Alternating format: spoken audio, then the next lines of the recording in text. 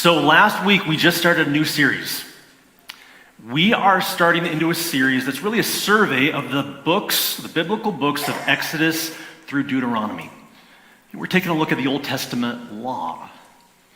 Now these books, Exodus through Deuteronomy, these are the books that are often avoided. Okay, when people start reading the Bible, they often start at the beginning. They're at the beginning of Genesis, and they read through Genesis, and it's kind of exciting and interesting. And they get into Exodus, and it's also pretty exciting and interesting until about halfway through Exodus. And then at that point, for many, it starts to become a bit of a slog. And it feels confusing.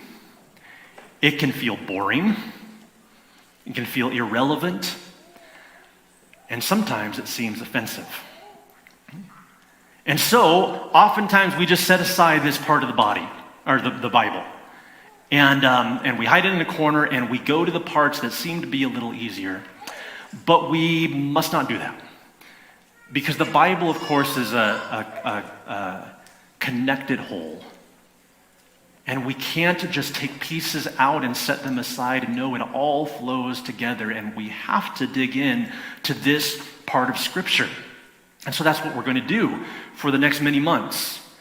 And as we do, I think we're going to see that this is not boring and irrelevant.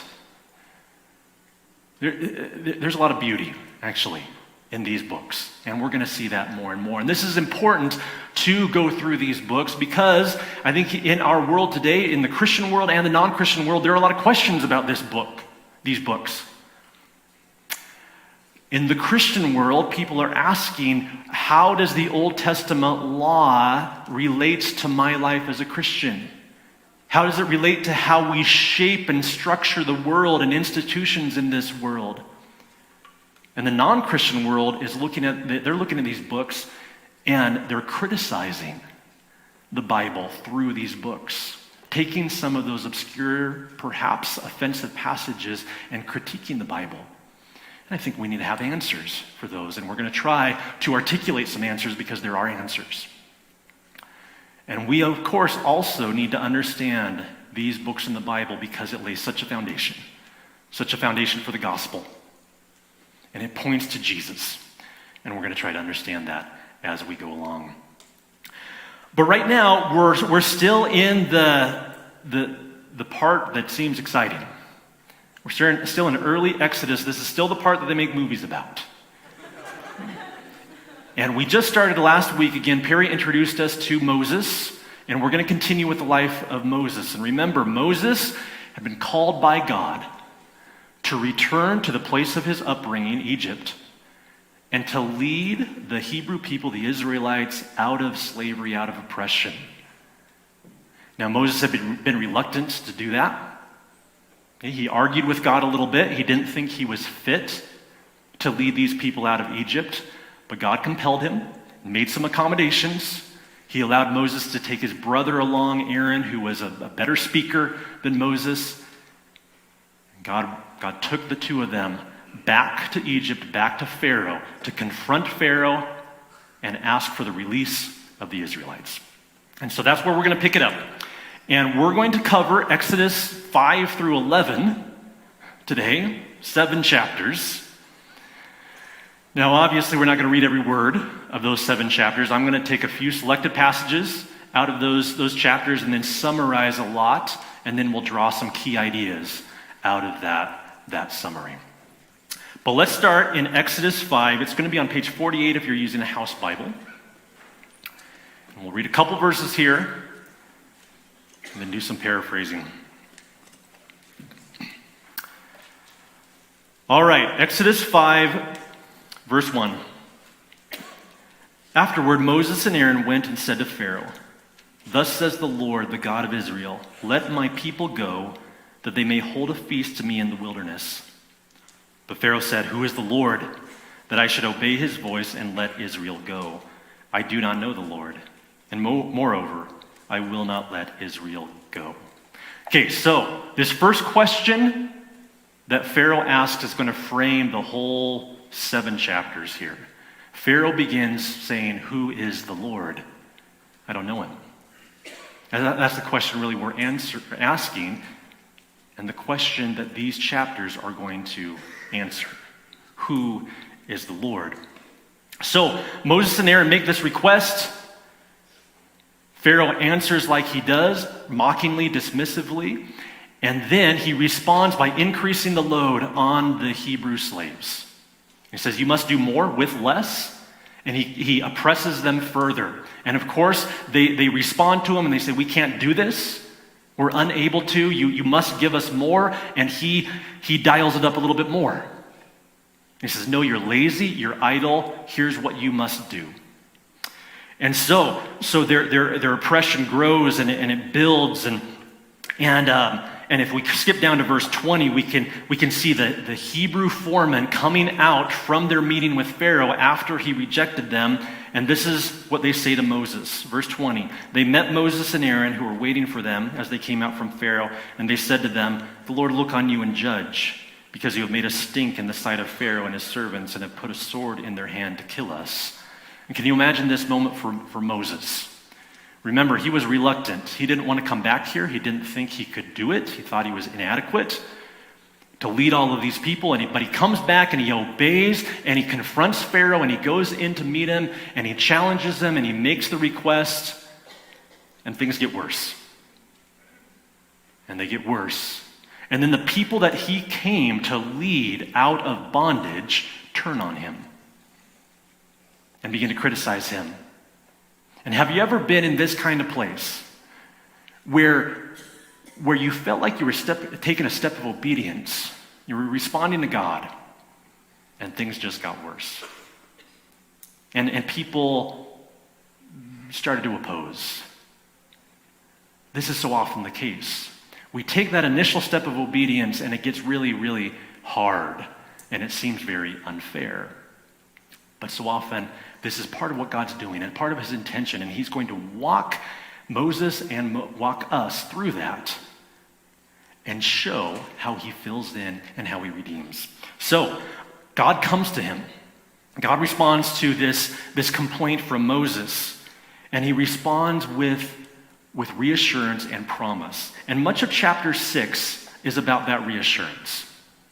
So God speaks to Moses. There's this long speech to Moses, and he reassures him and renews his promises. Now, we're not going to read that right now, although we are going to come back to it because this is a really important passage. But just understand that in chapter 6 and into chapter 7, God is reassuring Moses and renewing his promises.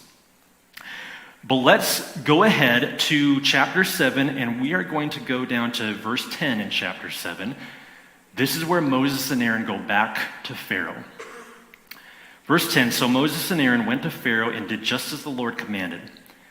Aaron cast down his staff before Pharaoh and his servants, and it became a serpent. So God had equipped Moses and Aaron with the ability to perform these signs to show that he was with them. And one of these signs was the ability to throw down the staff and have it turn into a snake. And so Aaron does that. But verse 11, then Pharaoh summoned the wise men and the sorcerers, and they, the magicians of Egypt, also did the same by their secret arts. For each man cast down his staff, and they became serpents. But Aaron's staff swallowed up their staffs. Still, Pharaoh's heart was hardened, and he would not listen to them as the Lord has said. Now, this can be a little stumbling to us. Okay, God gives Moses and Aaron the ability to perform these signs as a sign that God was with them, and they do it, but then the magicians in Egypt apparently do the same thing. And we ask, what is going on here? What's this all about? Well, some might say this was just sleight of hand. These magicians were master illusionists, and perhaps they were. They were really good at tricking. And so they were able to imitate what Aaron had done there. Others might say, no, actually maybe these magicians really had access to supernatural demonic powers. And that may be very likely as well. You know, it's kind of awkward to talk about, but there is a spiritual world, and the Bible makes that very clear. And there is evil in that spiritual world. And sometimes there is a power behind that evil. We go to the New Testament and we see that. We see the man possessed by a demon who could break chains. And so we see that there are powers like that working, and perhaps these magicians had access to those powers. Regardless, though, The point here is that God's power was more. And so although they were able to work this seeming wonder, Aaron's staff, his serpent, swallowed up theirs. And it was an example of God maybe recognizing a certain power, but then showing that he had the greater power. Let's keep going. After this, Pharaoh's heart became hard, and he still refuses. And so, we're going to launch into these plagues. These may be very familiar. There are 10 plagues that God is going to bring about on Egypt. And so the first plague is this, the water in the Nile River being turned to blood. And so we're going to skip down to verse 20 and read about that. Moses and Aaron did as the Lord commanded. In the sight of Pharaoh and in the sight of his servants, he lifted up the staff and struck the water in the Nile, and all the water in the Nile turned into blood. And the fish in the Nile died, and the Nile stank, so that the Egyptians could not drink water from the Nile. There was blood throughout all the land of Egypt. But the magicians of Egypt did the same by their secret arts. So Pharaoh's heart remained hardened, and he would not listen to them, as the Lord had said. Pharaoh turned and went into his house, and he did not take even this to heart. And all the Egyptians dug along the Nile for water to drink, for they could not drink the water of the Nile. 7 full days passed after the Lord had struck the Nile. So here's the first sign, the first wonder, the first plague. They turn the water in the Nile River to blood. But the magicians do the same, and Pharaoh's heart is hardened, and he refuses to let them go. So here's the first plague, and then there are another 9 that unfold. Now, I'm not going to read each one of those. I'm just going to summarize them. I'm going to list them here, and then share some of the details and the patterns that are involved in these 10 plagues. And so here's what we see. We just read that the Nile was turned to blood. After this, there's the second plague of frogs. There were frogs everywhere in the land of Egypt. After that, there were gnats. The dust was turned into gnats, and gnats were everywhere, followed by flies. And then the livestock were afflicted. And so the livestock in the fields, at least most of the livestock, began to die. After that, boils were brought. Boils that were on the skin of both people and animals. After that, there was a violent hailstorm. Then locusts were brought in and devoured the crops. And there was darkness. In midday, darkness was brought upon the land. And finally, there was the death of the firstborn in each family. And that one we're going to cover a little bit more next week as we get into the Passover. But these are the 10 plagues. And let me just describe how each one tends to take place. There's really a typical pattern for each of these 10. First, Moses and Aaron approach Pharaoh with the request to let the people go into the wilderness. Then Pharaoh refuses. So a plague is initiated.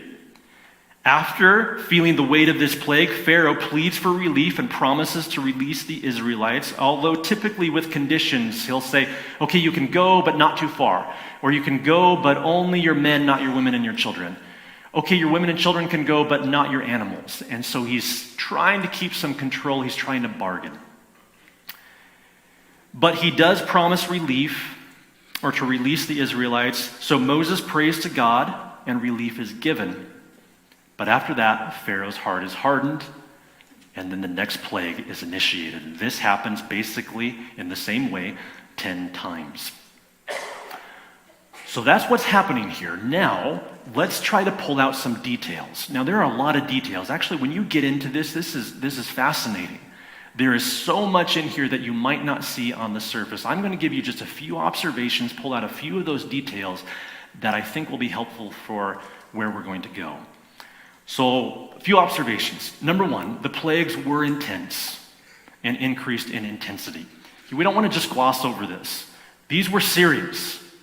They were really serious. These would have been overwhelming to go through. Most of us have not experienced anything close to this. We've experienced little slivers of something like this. You know, we had a wasp problem a few years ago. Right now we're experiencing a moth issue. A few years ago, I hesitate to tell you this, something happened in the church here. I hesitate to tell you because I want you to return to the church. But many years ago, we've taken care of it since then. We had a bit of a bat problem. Okay? So there were bats in the church, and they were living somewhere up in the attic, and occasionally one would get out and fly around the gym or something like that. But one particular day, I was here working. I think it was on a Saturday. There weren't many people in the building. I was way upstairs in my office on the third floor, and we had a custodian working here. Her name was Mary, and she was great.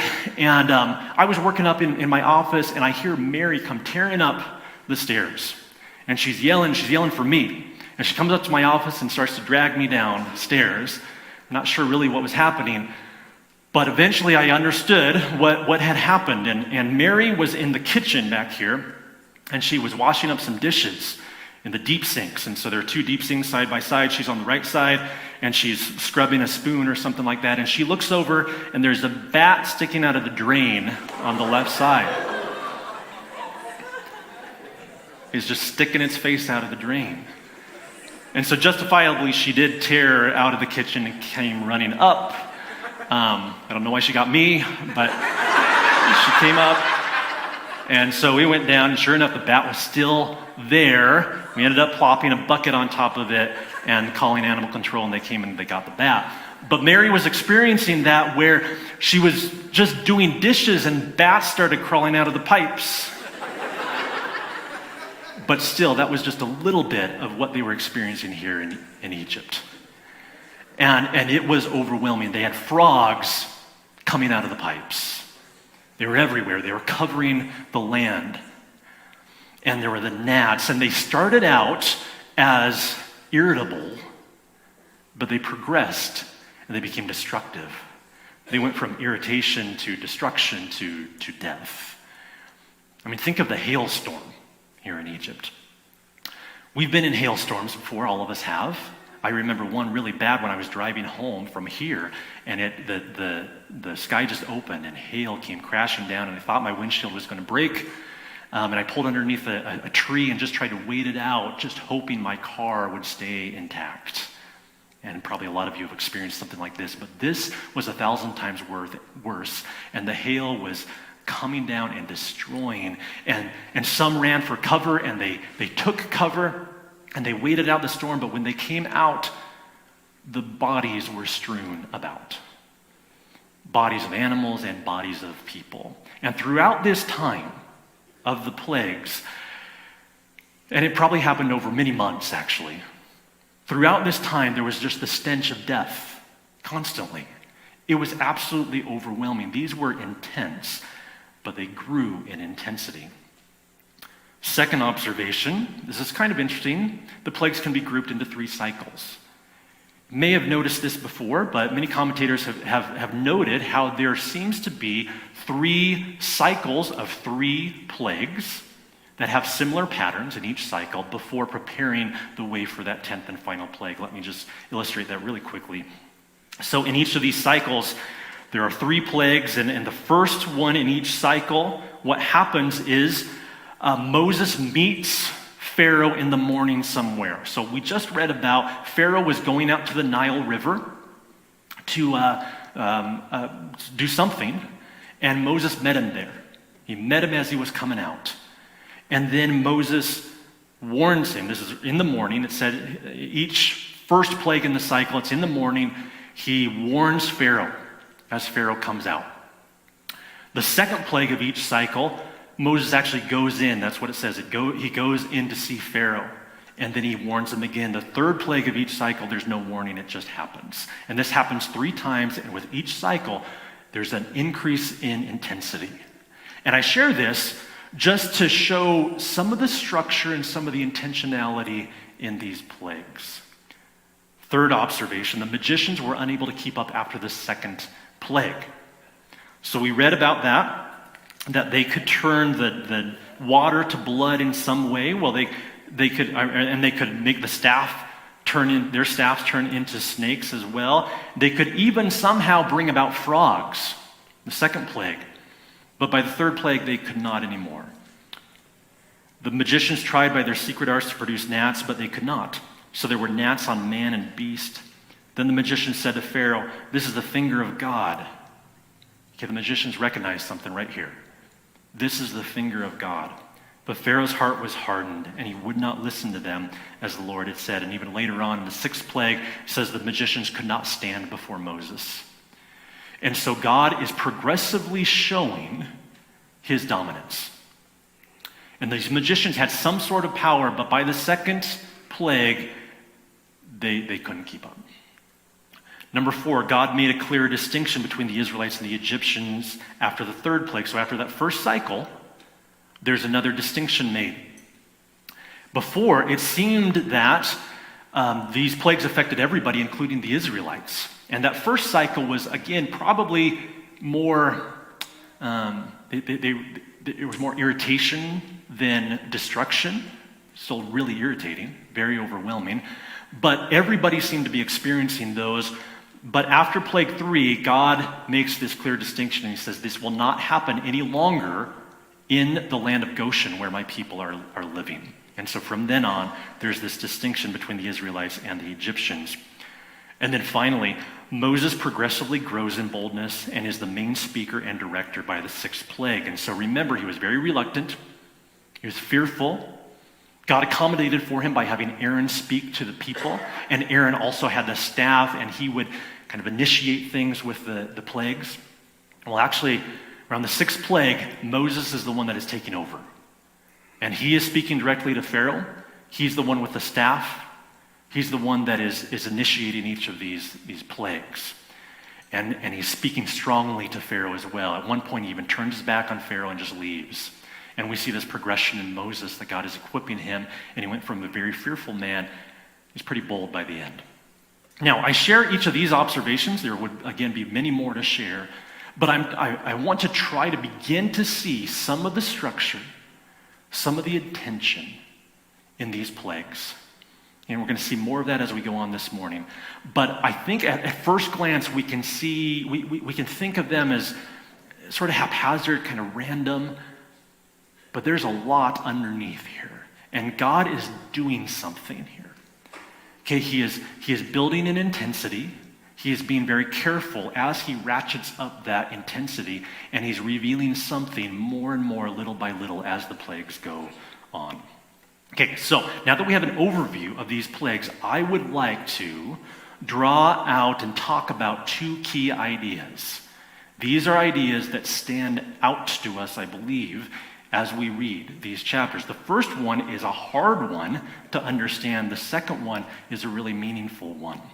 And so here are those 2 key ideas that I want to talk about this morning. Number 1, the hardening of Pharaoh's heart. Okay, that's said throughout. Pharaoh's heart is hardened. And then number 2, the revelation of God's nature. And we'll see how that was the intention behind all of these plagues. So let's start with that first one, the hardening of Pharaoh's heart.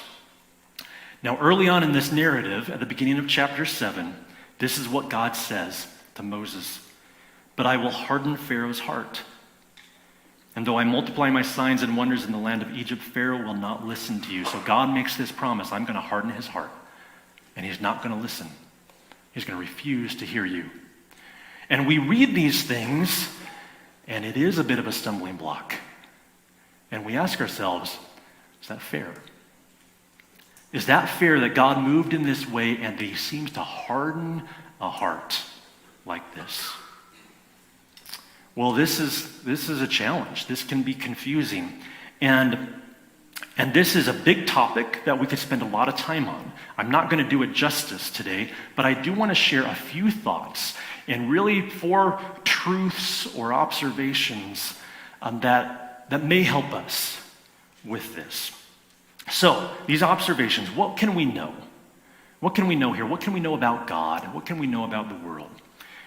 The first thing that we can know, that we can be sure of, God is in complete control. God is in complete control. He has authority over everything. And nothing happens, nothing in this world happens apart from the authorization of God. God authorizes everything that happens in this world. We can be certain of that. And God has a certain prerogative. Okay, he has the prerogative to move in hearts as he desires, as he sees fit. He has the justifiable rights to move how he desires to move. And we should note that throughout the Bible, when people take issue with this, they are generally corrected. Okay, most famously probably in Romans 9, where Paul says, does the clay have a right to challenge the potter? No, the potter shaped things. He's in charge. He is in control. He is the sovereign one. And we should understand this, and we should be careful not to soften or diminish God's control, his sovereignty. Second truth, though, God is not the author of evil. Okay, so God is not the one who initiates evil. This is also a common theme throughout the Bible. Just like throughout the Bible we see God is in absolute control, we also understand that God is perfectly pure. He's holy. He doesn't bring about evil. That's not what he does. Right? And sometimes there are secondary agents underneath his authority that carry those out. We might think of the story of Job, where Satan came before God, and Satan was the one that initiated all the pain and the evil in Job's life. Although, again, it was under the authority of God, he had to get permission from God, and yet there was a secondary agent underneath that really initiated the evil. So God does not do evil. Okay, we can be sure of that as well. Okay, so these are two truths that the Bible proclaims throughout its pages. Given those two truths, there's probably a third conclusion. As we consider our infinite God, we must become comfortable with mystery. Okay, of course there is mystery. Of course there is tension. Of course there's seeming paradox in all of this. And of course we have to acknowledge our inadequacy in understanding these things. We don't want to soften those first two truths at all. Okay, we can't do that. And it leads us to acknowledge our finiteness and our inability to understand some of these things. Going back to the story of Job, when Job was questioning and challenging God, wondering why all these things were happening to him, God responded to him, but he didn't respond with an explanation. He responded by telling Job, or by questioning Job's position to challenge him. Job, I don't think you're in the right place to be able to raise these issues here. You just don't see fully. You weren't there when I made everything. And so we must be comfortable with some amount of mystery. Nevertheless, I think there are some unique features of Pharaoh's situation. So the fourth truth, or the fourth observation, in the particular case of Pharaoh, we see an interesting progression in his hardening. Okay, we see an interesting progression here. And I'm going to explain that. So, as we move along, we see the responsibility for his hardening being attributed differently as we move along. Okay? It's like we're singing Margaritaville, if you know that song. With each verse, somebody's different to blame. Okay, the responsibility is attributed differently as we move along in this narrative. And so let me show this. I read the verse a few minutes ago at the beginning of chapter 7 where God promises, he says, I will harden Pharaoh's heart. Well, after that, it's interesting to see how it's worded, how this hardening is worded. Early on in the narrative, it's spoken of, for you grammar nerds, it's in the passive voice. Okay, Pharaoh's heart was hardened. There's no clear subject. who did the hardening. Pharaoh's heart was hardened, and that's how it speaks early on, and really even throughout the narrative. As it progresses, the wording changes a little bit to Pharaoh hardening his own heart. Pharaoh hardened his heart. By the end, it's absolutely God. It's absolutely God. God is in absolute control, and he has taken over. And it clearly says God is hardening the heart of Pharaoh. And really, this is how the narrative progresses. God takes more and more control. Okay, there's this growing crescendo in all of these plagues, and God is taking more control. So early on, he used some more secondary, maybe natural means. A wind blew in the locusts or something of that nature. The dust turned to gnats. Of course, by the 10th plague, it is very much God. God is the one who comes on the scene. And he's moving. And it's clear. It's the same or similar with the hardening of Pharaoh's heart. God is absolutely doing it by the end. But I think the wording here is probably intentional and very meaningful for us. And really, it reminds me of Romans 1. Romans 1, verses 21 through 25 says this: "For although they knew God, they did not honor him as God or give thanks to him, but they became futile in their thinking, and their foolish hearts were darkened. Claiming to be wise, they became fools, and exchanged the glory of the immortal God for images resembling mortal man and birds and animals and creeping things. Therefore, God gave them up in the lust of their hearts to impurity, to the dishonoring of their bodies among themselves, because they exchanged the truth about God for a lie, and worshipped and served the creature rather than the Creator, who is blessed forever. Amen." I think Pharaoh's story should, at the very least, even though it's, we may not understand it perfectly, we're finite, at the very least, it should give us a healthy fear of sin. Very healthy fear of sin. Because as we continue to sow persistent seeds of sin, we sow seeds of hatred, of lust, of greed, there comes a point, I believe, where God justifiably releases us to that sin. He turns us over to that sin. And it should just give us a sober fear, I think, a seriousness about persistent sin. We say, my heart could grow more and more hardened. And again, God in his graciousness is holding me back from plunging into the sin that I could sin. At some point, he is justified in removing that gracious upholding. All right, let's go on to that second key idea, the revelation of God's nature. And I think this is the thrust of these 7 chapters. Now, I skipped over chapter 6 when I was reading earlier. I would like to go back to chapter 6. So turn in your Bibles back to chapter 6. Remember, Moses was at a low point here, and he had just been challenged by his own people. They were mad at him because things had gotten worse once he came on the scene. So God reassures him. And let's read chapter 6, starting in verse 2. God spoke to Moses and said to him, "I am the Lord.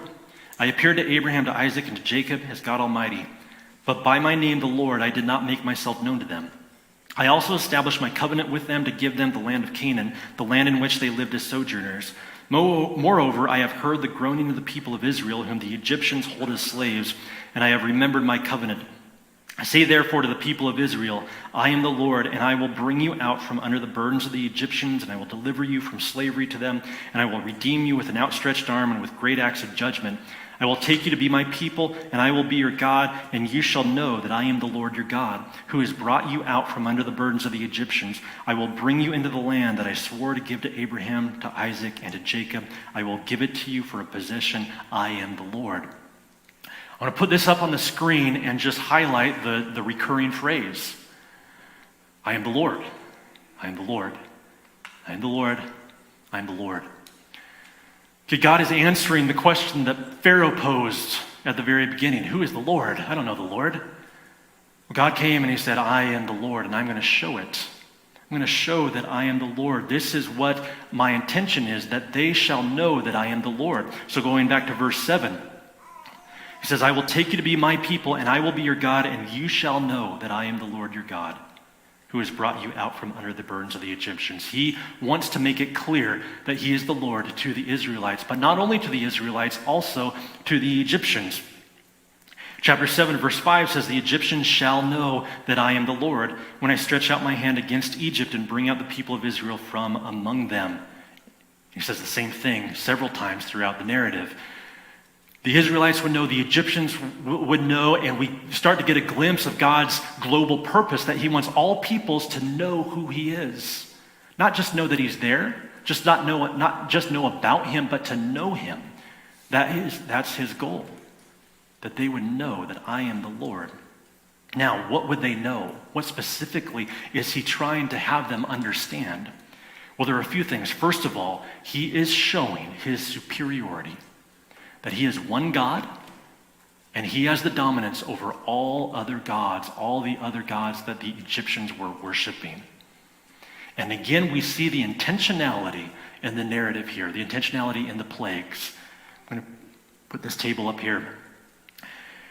It's likely that each of the plagues were brought about targeting a specific deity that was worshipped in Egypt.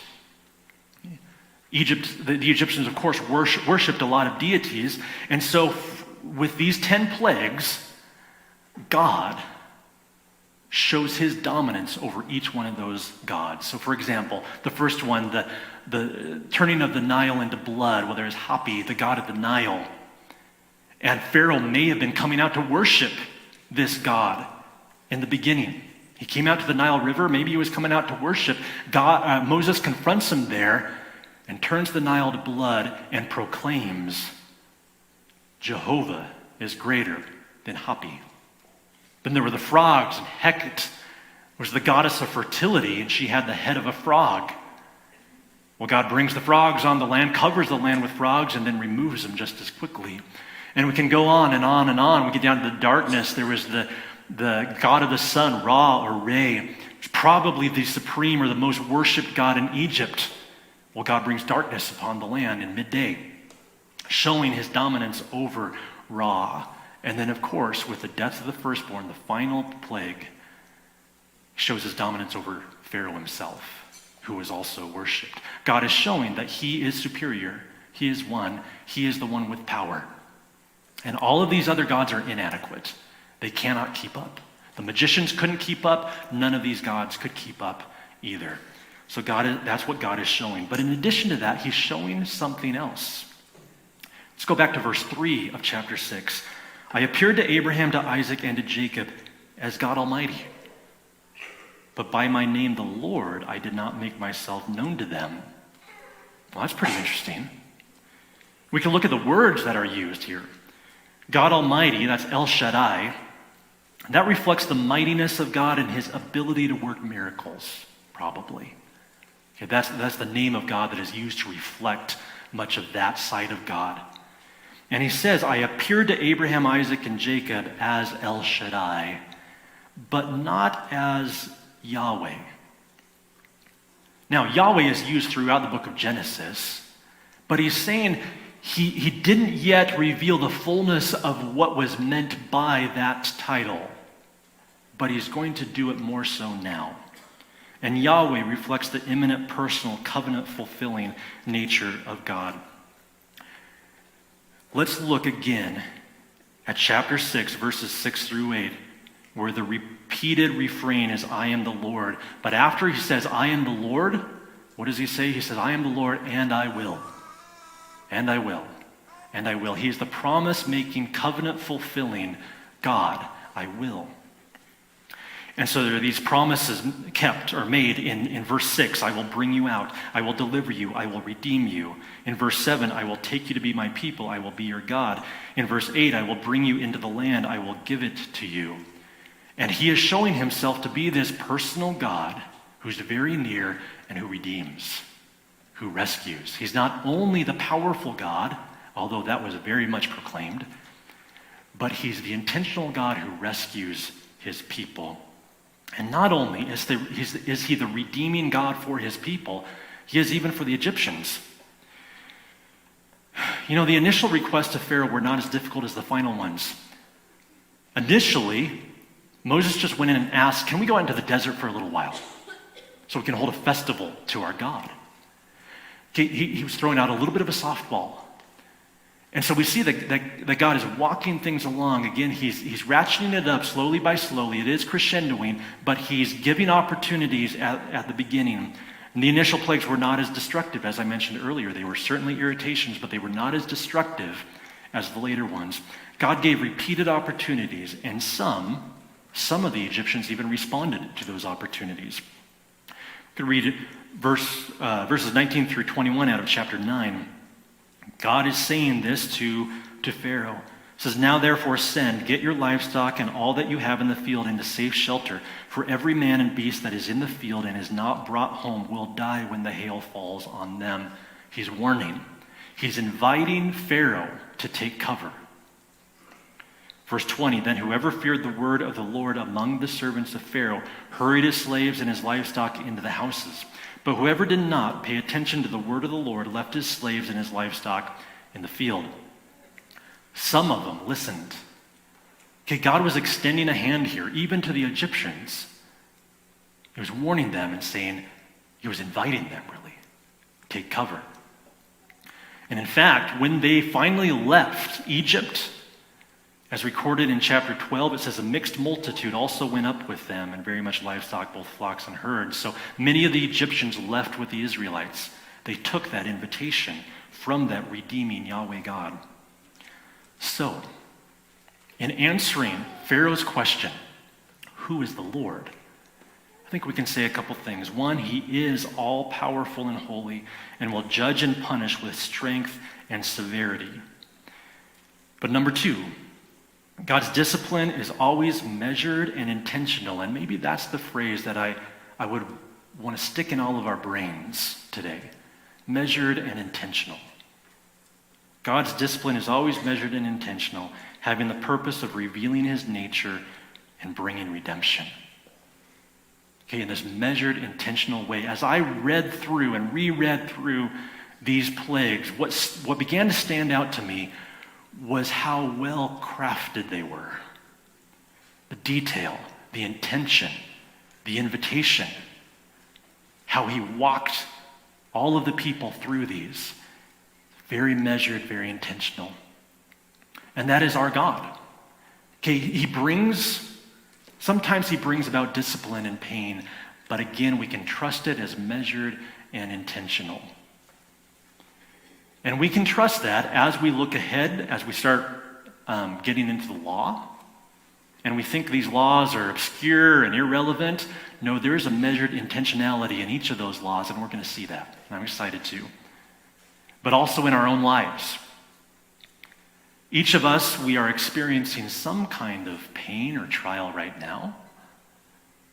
And can we believe that all of those trials are under the authority of a sovereign God, and they are measured and intentional?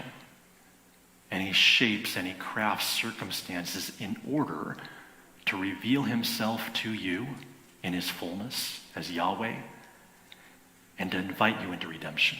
But that's the message of the plagues, I believe. Okay, there is this structure. There is this shape. There's this detail. We see a God who is careful in having all of this play out. And it's the same in our own lives. He is carefully crafting circumstances to draw you to himself.